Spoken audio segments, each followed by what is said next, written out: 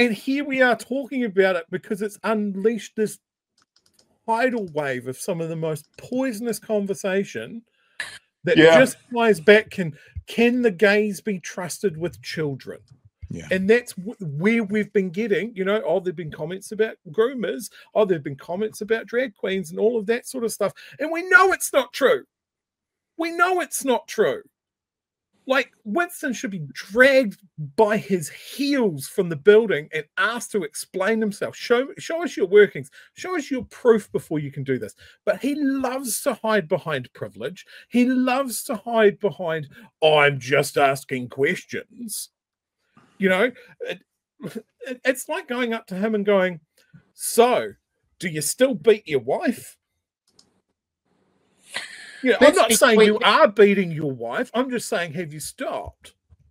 Like, it's just some of the most gutter politics.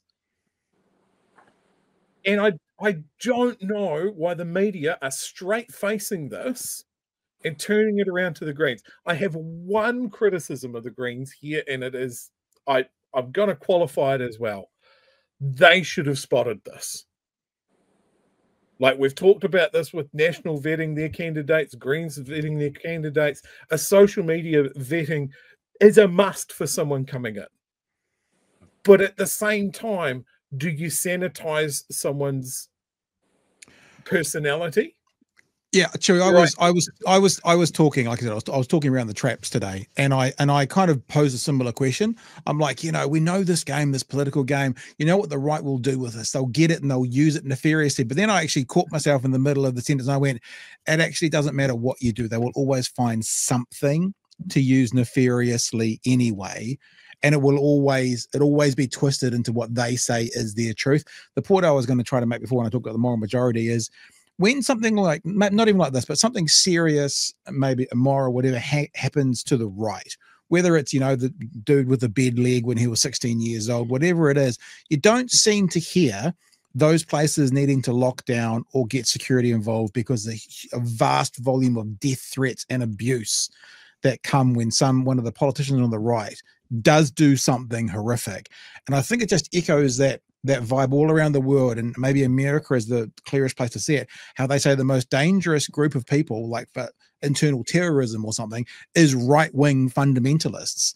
And it's like the first thing you do is get violent, use violent language, storm the building on January the 6th. You know, it feels like that's actually a really scary, dangerous part of society, whilst they're all still going, oh, but free speech union, you know, like it's just this juxtaposition that is insanity. It's insanity. Let's be clear. I think universally we can all agree sexual abuse of children is a despicable crime. That it is a kind of evil, and we are all, I think, combined in our stand to ensure that our children are free from that kind of curse and that kind of horror. And that's why it's such a serious issue to make the kind of allegations that are being made here with no evidence whatsoever. I keep coming back to this. There is nothing that has been brought up gets even close to what you would consider a genuine issue of, okay, that needs to be investigated. That's a serious issue. There's nothing here. It is all innuendo. It is fear-mongering. And, you know, you wonder how on earth the Peter Ellis thing happened. You wonder how did a group of people get so hysterical they believed a satanic pedophile cult was running in Christchurch. You wonder about that. You go, how did this... And you see the reaction that's happened here with people grabbing onto something, a word that they've only heard in the last 12 hours and suddenly they're an expert on.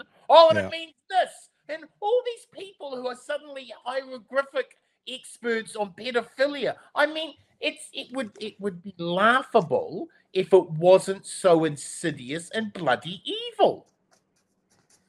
So what you're saying, Marty, is what would the police arrest him for, and what would the evidence be that they put in court on this conviction in the world of social media?